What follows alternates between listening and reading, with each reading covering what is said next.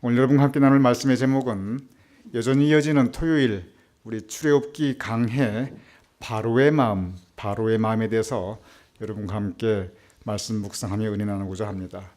성경은 이 마음에 대한 가르침을 참 많이 주고 계십니다. 우리가 요즘 새벽 기도에 잠언에 대해서 말씀을 묵상하고 있는데 잠언 온통 마음에 대한 가르침입니다. 사도 바울 서신을 읽으면 그게 숨겨져서 잘 안 나타나서 그렇지 온통 마음에 대한 가르침입니다. 근데 오늘은 바로의 마음에 대해서 출애굽기 6장에서 그리고 그 이후 전체적으로 반복해서 바로의 마음에 대한 가르침을 주고 계십니다. 그래서 오늘은 바로의 마음에 대한 말씀 묵상과 더불어 우리가 어떤 교훈을 받아야 될지 함께 여러분과 은혜 나누고자 합니다. 하나님께서 모세에게 말씀하십니다. 여러 곳에서 말씀하십니다. 이제 그런데 다시 하나님께서 반복해서 너는 가서 내 백성 구원 해방시키라. 그 말씀의 흐름을 다시 이어주십니다. 출애굽기 6장 2절과 5절입니다. 부탁합니다. 하나님이 모세에게 말씀하여 이르시되 나는 여호와이니라. 이제 애굽 사람이 종으로 삼은 이스라엘 자손의 신음소리를 내가 듣고 나의 언약을 기억하노라. 네, 감사합니다. 이스라엘 역사 가운데 또 구약의 역사 가운데 가장 위대한 사건은 역시 출애굽입니다. 출애굽을 통해서 이스라엘 백성이 애굽으로부터 해방되었고 그리고 거기서 끝나지 않습니다. 하나님의 백성이 됩니다. 언약을 세웁니다. 다시 태어납니다. 그런데 이 구약의 역사에서 가장 위대한 이 출애굽, 이스라엘 역사 중에서 가장 위대한 출애굽, 이것이 무엇으로부터 시작되냐면 바로 저 부분입니다.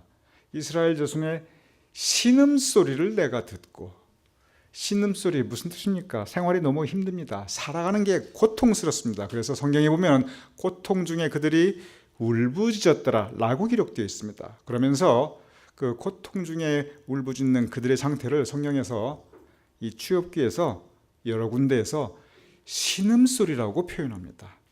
여러분 언제 신음을 냅니까? 아플 때입니다. 고통스러울 때입니다. 그런데 이 신음소리는 몸이 아플 때 신음소리를 내고 아고고 하고 내기도 하지만요, 마음이 아플 때, 마음이 힘들고 고통스러울 때도 마음의 신음소리가 있습니다.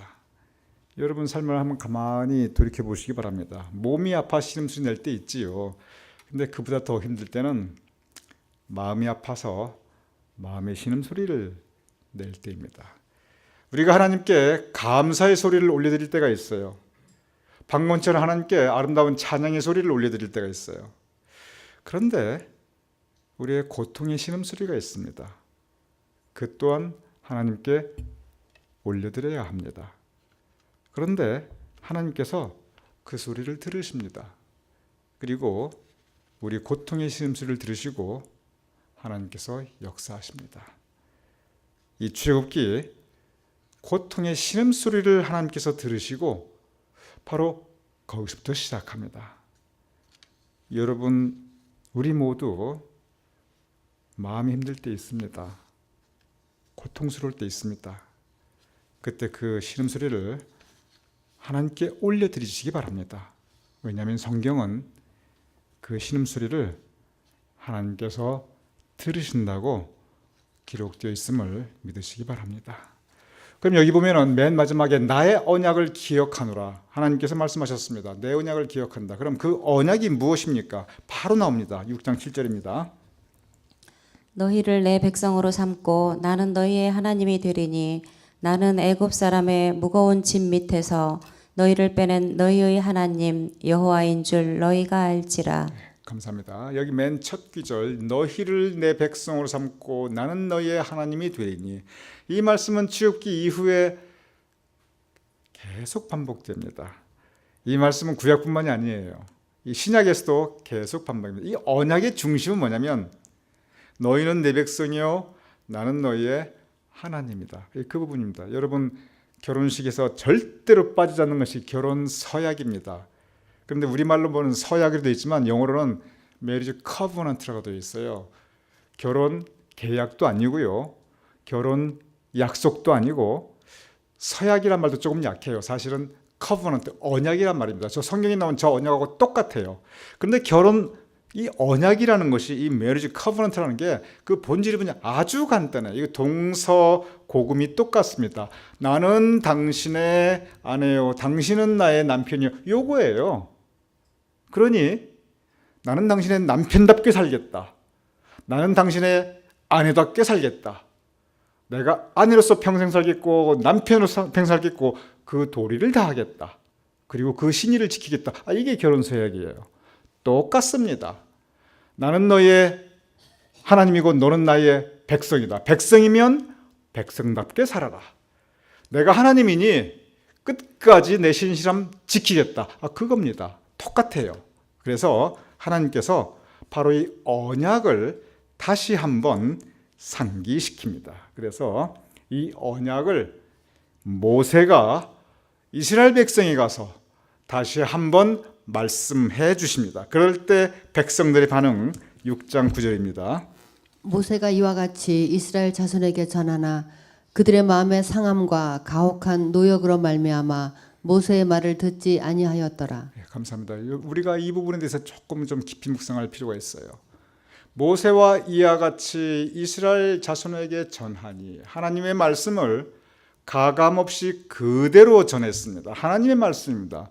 우리가 하나님의 말씀은 그냥 그대로 받아들이고 아멘하고 순종하는 것이 좋습니다. 그리고 모세가 하나님의 말씀을 그대로 전했어요. 모세도 알아요. 내가 하나님의 말씀 그대로 전했다. 이스라엘 백성도 알아요. 이것은 하나님의 말씀이다. 그런데 하나님의 말씀에 대해서 어떻게 반응하냐면 맨 마지막 절에 보면 모세의 말을 듣지 아니하였더라. 그런데 이게 모세의 말입니까? 하나님의 말입니까? 하나님의 말이에요. 즉 이스라엘 백성이 하나님의 말씀을 듣지 않아요. 근데 그 이유가 있습니다. 두 가지 이유가 있어요. 첫 번째가 뭐냐면 첫째로 그들의 마음이 상했습니다. 두 번째로 가혹한 노역으로 말미암아, 즉 가혹한 노역, 살아가는 게 너무 힘들어요. 여러분, 아무리 귀한 하나님의 말씀이라 할지라도, 심지어 천사의 말을 옆에서 해준다 할지라도 내 마음이 상해 있으면 귀에 안 들어옵니다.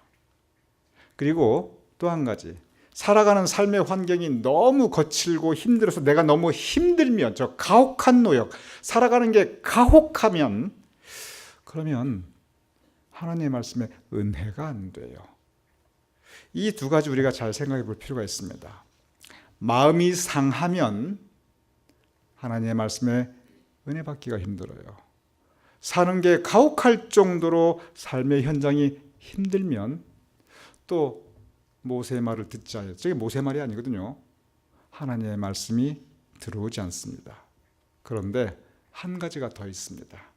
하나님의 말씀에 대해서 은혜 받지 못하고 순종하지 못하는 또 한 가지 이유가 있습니다. 이제 하나님께서 바로를 통해서 그 부분을 우리에게 보여주십니다. 6장 29절입니다.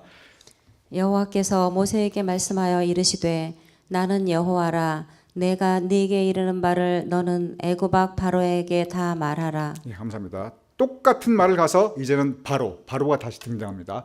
바로에게 말하라. 애굽 왕 바로에게 말하라. 그래서 모세가 저 하나님의 명령을 받아 하나님의 말씀 그대로 들고 애굽 왕 바로에게 갑니다. 가감 없이 이야기합니다. 빼지도 않고 보태지도 않고 하나님의 말씀 그대로 바로에게 전하게 됩니다. 그런데 바로의 반응이 무엇인가 한번 보겠습니다. 먼저 이스라엘 백성들의 반응은 뭐였냐면, 너무 빨랐네요. 이스라엘 백성은 반응이 뭐였냐면, 첫째, 마음이 상해서 그 말씀을 받아들이지 않았고, 그리고 사는 게 힘들어서 그 고통 가운데 너무 시달리다 보니까 하나님 말씀의 은혜를 못 받았어요. 그런데 바로는 지금 그 상황이 아니에요. 사는 거 너무 풍족해요.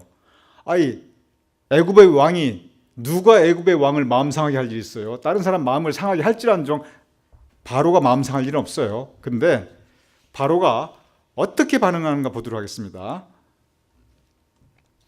그러나 바로의 마음이 완악하여 그들의 말을 듣지 아니하니 여호와의 말씀과 같더라. 예, 그들의 말을 듣지 아니하니, 이 모세와 아론이 바로에게 갔는데 이건 모세와 아론이 자기에 대한 말이 아니었어요. 이건 하나님의 말씀이었습니다. 바로가 하나님의 말씀을 듣지 아니합니다. 그런데 그 이유가 바로의 마음이 완악하여, 여러분들 저 완악하다는 저 표현이 별로 귀에 익숙하지 않을 겁니다. 강팍하다는 표현은 아주 귀에 익숙할 겁니다. 왜냐하면 여러분께서 거의 평생을 써오신 개역 성경에는 저 완악하다라는 표현을 강팍하다라고 표현했어요. 그리고 그것이 강팍하다는 말을 세상에서 별로 안 쓰는 말이니까 요즘 새로 나오는 요즘도 아니죠, 꽤 됐죠. 개역 개정 우리가 쓰는 성경에는 완악하다고 표현되어 있어요. 똑같은 말입니다. 즉 바로는 왜 하나님의 말씀을 듣지 않았는가? 그의 마음이 강팍하였습니다. 즉 완악하였습니다. 이 완악하고 강팍하고 또 다른 성경의 표현은 다른 데를 보면 완고하다라고 되어 있어요. 완고하다. 이게 뭐냐면 마음이 딱딱하게 굳어 있어요. 영어 성경은 딱 한 표현이에요. hard heart. 마음이 hard, 딱딱하게 굳어 있다는 뜻입니다. 마음이 강팍할 때, 마음이 완고하고 완악할 때, 그리고 마음이 딱딱하게 굳어 있을 때, 그때 하나님 말씀 안 듣습니다. 어떨 때 마음이 완악하고 강팍하고 굳어 있냐면 내 뜻, 내 주장, 내 생각이 너무 강할 때, 그때는 다른 거 아무것도 안 들려요. 내 뜻, 내 생각만 나타납니다. 그래서 바로를 통해서 하나님 말씀에 은혜 받지 못하고 하나님 말씀에 순종하지 못하고 하나님 말씀을 안 따르는 또 다른 이유, 또 다른 모습을 보여줍니다. 그것은 마음이 강팍할 때, 마음이 완악할 때입니다. 지금 이 부분을 보면은 우리가 은혜 받지 못하고 하나님 말씀 순종하지 못하는 이 세 가지 상태. 첫째, 마음이 상해 있을 때. 둘째, 사는 게 너무 힘들어, 너무 이 가혹한 환경에서 살아갈 때. 그리고 세 번째, 강팍한 마음을 가지고 있을 때입니다. 그런데 이 출애굽기 보면은 바로의 저 완악한 마음에 대해서 계속 반복이 됩니다. 보겠습니다. 7장 22절. 바로의 마음이 완악하여 그들의 말을 듣지 아니하니 여호와의 말씀과 같더라. 네, 감사합니다. 여러분이 이제 이 표현을 한번 잘 눈여겨 보시면 다시 앞으로 띄워 주시겠어요? 7장 13절. 바로의 마음을 처음 이제 하나님께서 말씀하십니다. 성서가 말씀합니다. 여러분 이제 바로의 마음이 나오기 시작하는데 바로의 마음이 뭐라고 표현되는가 이 흐름이 있습니다. 오늘 성경의 주제가 바로의 마음입니다. 자, 맨 처음 방금 읽었던 7장 13절은 뭐냐면 바로의 마음이 완악하여라고 기록되어 있어요. 이 부분 이 표현을 기억해 두세요. 성경의 포인트입니다. 바로의 마음을 맨 처음 표현하는 이 성경의 기록입니다. 바로의 마음이 완악하였다라고 기록되어 있어요. 자, 그 다음 번 7장 22절. 바로의 마음이 완악하여라고 기록되어 있어요. 똑같아요. 두 번 계속 바로의 마음이 완악해서 이 하나님 말씀 듣지도 않고 순종하지 않습니다. 계속 이어가겠습니다. 8장 19절부터 갑니다. 바로의 마음이 완악하게 되어 그들의 말을 듣지 아니하였으니 여전히 바로의 마음이 완악합니다. 강팍합니다. 마음이 딱딱합니다. 다른 사람 말 들으려고 하지 않아요. 자기만 아주 최고입니다. 뭐 그럴만도 해요. 애굽왕 바로예요. 누가 봐도 다 가졌어요. 누가 봐도 제일 똑똑해요.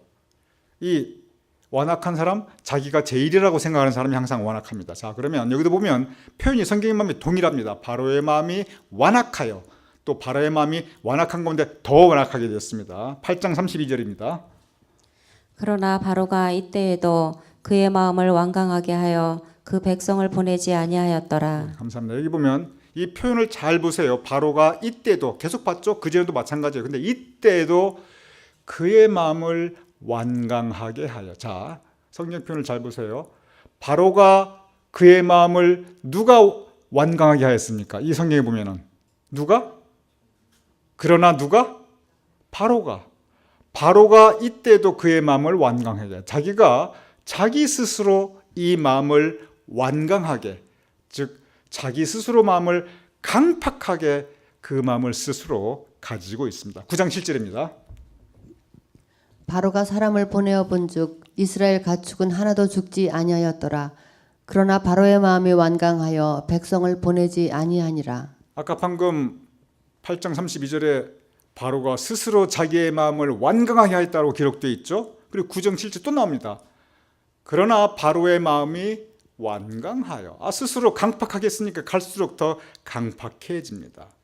이 성경 말씀을 가만히 보면 바로의 마음이 처음부터 완악하였고, 왜냐하면 그 마음에 교만이 있었으니까. 내가 누군데 내가 바로다, 이런 게 있어요. 마음이 강팍한 사람은 그 마음이 있습니다. 내가 누군데 내가 누구다, 이게 있어요. 제가 있잖아요, 어디 가서 내가 누군지 아세요? 내가 이래봐도 최성남이에요. 이 말씀은 내 마음이 교만한 겁니다. 그리고 교만한 마음은 항상 강팍합니다. 내가 누군데 내가 바로다, 이게 있어요. 근데 이런 마음 가지고 살아가시는 분 의외로 많이 있습니다. 이 자존감이 아니고 교만으로 내가 누구냐, 내가 누구다, 이런 부분. 바로 그 마음으로 바로가 강팍한 마음을 가지고 있었는데, 그 완고한 마음을 가지고 있었는데, 점점점 스스로 그 마음을 완강하게, 강팍하게, 완고하게 가져갑니다. 그런데 이것이 지나가면서 성경의 표현이 달라져요. 이 성경의 표현이 어떻게 달라지는가 보도록 하겠습니다. 이 부분이 우리가 좀 관심 있게 볼 바로의 마음입니다. 9장 12절입니다. 그러나 여호와께서 바로의 마음을 완악하게 하셨으므로 그들의 말을 듣지 아니하였으니. 예, 감사합니다. 성경의 표현이 달라졌어요. 아까는 누가 바로의 마음을 강팍하게 했습니까? 자기 스스로 강팍하게 했어요. 성경의 마음을 가보면 바로가 원래 강팍한 사람이에요. 완강한 사람. 왜? 그 마음에 교만이 있으니까. 내가 적어도 바로다, 이게 있어요. 애굽의 왕이다. 그러면서 그 마음을 점점 강팍하게 가져갑니다. 점점 완강하게 가져가요. 그런데 그 다음에는 하나님께서 그의 마음을 완악하게 하십니다. 그래서 많은 분들이 기억하고 있는 표현이 바로 이거예요. 여호와께서 바로의 마음을 강팍하게 하셨으니. 그런데 그 전에 훨씬 전부터 바로의 마음은 원래 교만하였고, 그 교만함 가운데 마음이 강팍해져 갔고, 그리고 그것을 스스로 더 교만과 더불어 강팍하게 만들어 갑니다. 그런데 하나님께서 그 마음을 이제 또 사용하십니다. 그 완악한 마음을 더 강팍하게 하십니다. 그래서 성경에 보면은 이제 표현이 달라져요. 이게 9장 12절이죠. 뭐라고 하기는 여호와께서 바로의 마음을 완악하게 하셨으므로. 더 이어가 봅니다. 10장 20절입니다. 그러나 여호와께서 바로의 마음을 완악하게 하셨으므로 이스라엘 자손을 보내지 아니하였더라. 이제는 다른 사람이 아니고 하나님께서 바로의 마음을 완악하게 하십니다. 강팍하게 하십니다. 가뜩이나 강팍한 마음을 하나님께서 더 완악하게 했으니 이제 얼마나 더 딱딱해지고 얼마나 더 강팍해졌겠습니까? 흐름을 계속 보겠습니다. 11장 10절입니다. 모세와 아론이 이 모든 기적을 바로 앞에서 행하였으나 여호와께서 바로의 마음을 완악하게 하셨으므로 그가 이스라엘 자손을 그 나라에서 보내지 아니하였더라. 자, 이제 또 나옵니다. 하나님께서 바로의 마음을 강팍하게 하셨다는 거예요. 이 흐름이 처음에는 바로의 마음이 원래 완악하고, 그 다음에는 스스로 강팍하게 만들고, 이제는 하나님께서 그 마음을 더 완악하게 만드십니다. 그러니 이거 뭐 강팍함의 극치가 되겠지요. 성경에 보면은 왜 하나님께서 바로의 마음, 가뜩이나 그렇지 않아도 완악하고 강팍한 마음을 더 강팍하고 더 완악하게 하였는가? 성경 말씀에 그 이유를 기록하고 있어요. 그 이유가 완악하다고 표현하기 시작한 10장부터 나옵니다. 10장 1절에서 2절입니다. 내가 그의 마음과 그의 신하들의 마음을 완강하게 자, 하면. 저기 보세요. 오늘 타이틀이 바로의 마음이에요. 내가 그의 마음과, 여기서 그는 바로입니다. 즉 하나님께서, 여기서 내는 하나님입니다. 하나님께서 바로의 마음과 바로의 신하들의 마음을 완강하게 하면, 즉 강팍하게 하면, 어차피 강팍한 사람들인데 더 강팍하게 하셨어요. 그 이유는 뭐냐면 나의 표징을 그들 중에 보이기 위함이며 내가 애굽에서 행한 일들 곧 내가 그들 가운데서 행한 표징을 내 아들과 내 자손의 귀에 전하기 위함이라. 감사합니다. 내가 그들의 마음, 바로의 마음과 그 신하들의 마음을 강팍하게 만든 것은, 더 안 그래도 완강한데 더 완강하게 만든 것은 나의 표징. 이 표징이 뭐냐면 10가지 재앙입니다. 겪어보지도 못했던, 듣도 보도 못했던 그런 재앙들이 닥치기 시작합니다. 그래서 이 재앙들의 이 재앙으로 말미암아, 여기서 표징은 절대 좋은 표징이 아니에요. 악한 표징입니다. 재앙이에요. 재난이에요. 사람들이, 애굽 백성들이 고통을 받게 됩니다. 그래서 이 10가지 재앙이 닥치기 시작하는데, 왜 그러냐면 바로와 그의 신하의 마음들이 완강, 강팍하였기 때문에 그렇습니다. 그리고 그것을 하나님께서 더 강팍하게 하십니다. 여러분, 여기서 우리가 생각해 볼 것이 있습니다. 악한 마음을 가지고 있으면요, 이 강팍한 마음을 스스로 가지고 있으면 많은 경우 강팍한 마음은 스스로 더 강팍하게 만듭니다. 누가 무슨 말해도 듣질 않아요. 왜냐하면 내가 최고니까. 그러면서 이 강팍한 마음, 교만한 마음에 완강함이 더해 갑니다. 그런데 하나님께서 그 강팍한 마음을 들어 쓰셔요. 악한 마음을 들어 쓰십니다. 무슨 일에 들어 쓰시냐면 이 표징에 들어 쓰십니다. 즉 재앙을 들어 쓰세요. 바로는 그의 교만하고 강팍한 마음을 통해서 재앙의 도구가 됩니다. 악한 일의 도구가 돼요. 하나님께서 선한 일도 행하시지만 하나님의 뜻 가운데 악한 일을 허락하시기도 해요. 그런데 악한 사람을 들어서 악한 일을 행하세요. 이 바로는 스스로 악하고 교만한 마음을 가지고 있었기 때문에 악한 일의 도구가 됩니다. 여기서 우리가 생각해 볼 부분이 있습니다. 선한 마음을 가지고 살면 선한 일의 도구가 됩니다. 악하고 강팍한 마음을 가지고 살면 악하고 독한 일의 도구가 돼요. 내가 어떤 마음을 가지고 사느냐에 따라서 하나님께서 들어 쓰시는 도구가 달라집니다. 선한 마음을 가지고 사는 사람은 참 주변에 선한 열매를 맺어요. 왜냐하면 선하게 하나님께서 들어 쓰시니까 그래요. 악하고 강팍하고 독하고 악한 마음을 가진 사람들 주변에는 자꾸 이렇게 힘들고 고통운 일, 남에게 상처 주는 일이 생겨요. 왜냐하면 하나님께서 그 또한 악한 일의 도구로 사용하십니다. 문제는 나 자신입니다. 내가 하나님의 선한 일의 도구가 될 것인가, 내가 악한 일의 도구가 될 것인가. 많은 경우 우리는 하나님께서 바로의 마음을 강팍하게 해서 이 부분만 기억해요. 아닙니다. 바로의 마음은 원래 강팍하였어요. 스스로 더 강팍하게 만들었어요. 하나님께서 그 마음을 악한 도구로 사용하신 겁니다. 참 중요한 교훈입니다. 자, 이 강팍한 마음, 완악한 마음은 한마디로 표현하면은 굳은 마음이에요. 딱딱한 마음이에요. 자, 굳었다, 딱딱하다. 이 딱딱하다의 반대가 뭡니까? 한국말로 뭐죠? 부드러운 마음이죠. 하드의 반대는 소프트니까. 마음도 그러니까 제가 이 한 두 번 정도 여러분께서 이미 설교드린 말씀입니다. 이 마음도 강팍한 마음, 완강한 마음은 hard heart, 딱딱한 마음이고 굳은 마음이고, 반대로 부드러운 마음이 있어요. soft heart가 있어요. 에스겔서 36장 26절 부탁합니다. 또 새 영을 너희 속에 두고 새 마음을 너희에게 주되 너희 육신에서 굳은 마음을 제거하고 부드러운 마음을 줄 것이며. 저는 이 귀절이 참 좋아요. 우리 다 같이 읽어보죠. 시작. 또 새 영을 너희 속에 두고 새 마음을 너희에게 주되 너희 육신에서 굳은 마음을 제거하고 부드러운 마음을 줄 것이며. 굳은 마음, 강팍한 마음입니다.